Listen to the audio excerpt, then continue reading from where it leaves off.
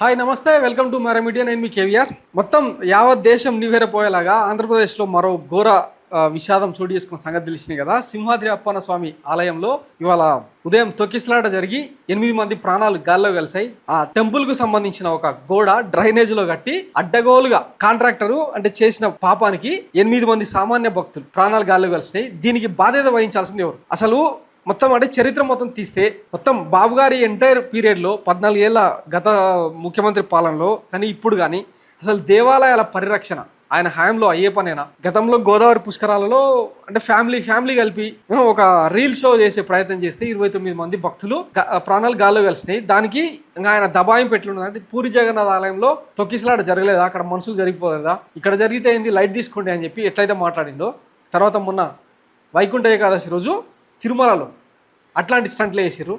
ఈ మొత్తం వ్యవహారంలో ఆలయాల్లో ఇన్ని రకాల దారుణాలు దుర్మార్గాలు వెలుగు చూస్తూ ఉంటే స్పందించాల్సిన అంటే సదరు శాఖామాత్యులు దేవాదాయ శాఖామాత్యులు ఆనం రామనారాయణ రెడ్డి ఎక్కడున్నారు? ఎంతసేపు అంటే Pawan Kalyan, deputy CM Pawan Kalyan and Chandrababu garu, Nara Lokesh Babu గారు ఈ ముగ్గురు తప్పిస్తే, ఇంకా అప్పుడప్పుడు వంగలపూడి అనిత హోంమంత్రి తప్పిస్తే ఏ శాఖలో ఏం జరుగుతుందో అసలు ఈ మంత్రులకు ఏమైనా తెలుసా? ఆంధ్ర రాష్ట్రంలో దేవాదాయ శాఖ మంత్రి ఎవరు అని ఇప్పుడు ఈరోజు మొత్తం సెర్చ్ చేస్తూ ఉందన్నమాట సోషల్ మీడియా. ఇంతటి కీలకమైన ప్రతిష్టాత్మక ఆలయంలో 8 మంది భక్తులు ఆ పుణ్యక్షేత్రంలో గోడగూలి చనిపోతే స్పందించాల్సిన మంత్రి ఎవరు? సమీక్ష చేయాల్సింది ఎవరు? హోంమంత్రి, దేవాదాయ శాఖ మంత్రి కదా. ఆయన కనీసం ఎక్కడైనా కనిపించినట్టు సోషల్ మీడియాలో పోస్టులు వచ్చినాయా? ఆయన వాయిస్ ఎక్కడైనా వినిపించినట్టు కనిపించిందా? ఇదే ఇప్పుడు అసలు సీసల్ క్వశ్చన్ అని చెప్పి ఆంధ్రప్రదేశ్ ప్రజలు అడుగుతూ ఉన్నారు అనమాట. ఇంతకు ఏపీ దేవాదాయ శాఖ మంత్రి ఎవరో తెలుసా? ఆనం రామ్ నారాయణ రెడ్డి గానే ఏపీలో దేవాదాయ శాఖ మంత్రి. ఏపీలో ఇన్ని ఘోరాలు జరుగుతుంటే ఈయన మాత్రం ఉలుకు పలుకు లేకుండా ఉంటారు. అసలు ఈయన వాయిస్ వినిపించదు. తిరుమల లడ్డు విషయంలో ఈయనకంటే డిప్యూటీ సీఎం పవన్ కళ్యాణ్ గారే ఎక్కువ స్పందిస్తారు.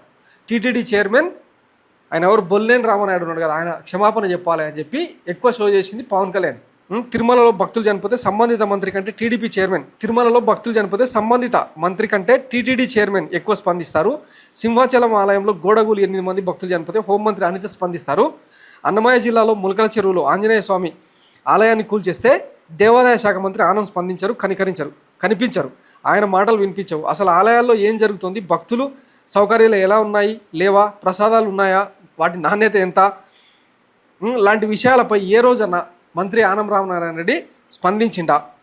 గుళ్ళు, గోపురాలు, గోశాలలు, ఆవులు మృతి, ఇట్లా ఏ ఇష్యూ ఏదైనా సరే వేరే శాఖల మంత్రులు ఎవరెవరో స్పందించాలి, కానీ ఒక ఆనం రామనారాయణ రెడ్డి మాత్రం ఆయన వాయిస్ కనిపించదు అనమాట.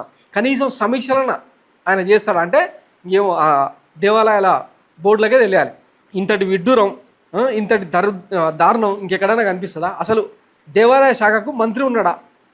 దీని మీద ఆన్సర్ చెప్పాల్సిన బాధ్యత ఉంది. ఇక ఇవన్నీ పక్కన పెడితే చనిపోయిన భక్తులను పరామర్శించేందుకు వైఎస్ జగన్మోహన్ రెడ్డి ఇక్కడికి చేరుకుంటే ఇక దాని మీద కూడా ఈ సోషల్ మీడియా పేలాలు ఎరుకునే ప్రయత్నం చేస్తూ ఉంది. ఎందుకంటే ఆయన శవాలను చూస్తే పూనకాలు వస్తాయి కదా, ఎప్పుడు చిక్కటి చిరునవ్వు పెట్టుకొని ఇక భక్తులను అంటే బాధితులను పరామర్శిస్తారు కదా అని చెప్పి దీన్ని డైవర్షన్ చేసే ప్రయత్నం చేస్తూ ఉన్నారు. ఈ మొత్తం సినారియోలో ఆ కాంట్రాక్టర్ నిర్లక్ష్యం కానీ, ఆలయ ఈవో సుబ్బారావుది కానీ, తర్వాత ఈ దేవాదాయ శాఖ మంత్రి ఆనం రామనారాయణ రెడ్డిది కానీ, ఈ కూటమి ప్రభుత్వానికి కానీ బాధ్యత ఉందని ఎవ్వడు కూడా మాట్లాడు. ఎంతసేపు మనకు కావాల్సింది ట్రోలింగ్ కంటెంట్ ఇవే అనమాట. ఒకసారి గుర్తు చేసుకోండి, విజయవాడ రీటైనింగ్ వాల్ దుర్గమ్మ సన్నిధిలో కింద ఆ లోతట్టు ప్రాంతాలు మునక్కుండా పెద్ద రీటైనింగ్ వాల్ కడితే మొన్నటి వరదల్లో రక్షించింది అదే. అంత పెద్ద గోడ కడితే ఎక్కడ చిన్న ఇష్యూ కూడా రాంది ఈ చిన్న పిట్ట గోడ కట్టేదానికి 8 మంది ప్రాణాలు బలి తీసుకోవాలా? ఇక ఎవరిది చాణక్యం, ఎవరిది విజనరీ? ఇంకా ఈ అదేదో సామెత చెప్తారు కదా, పనిగాల్లోడు పందిరేస్తే కుక్కతో తగిలి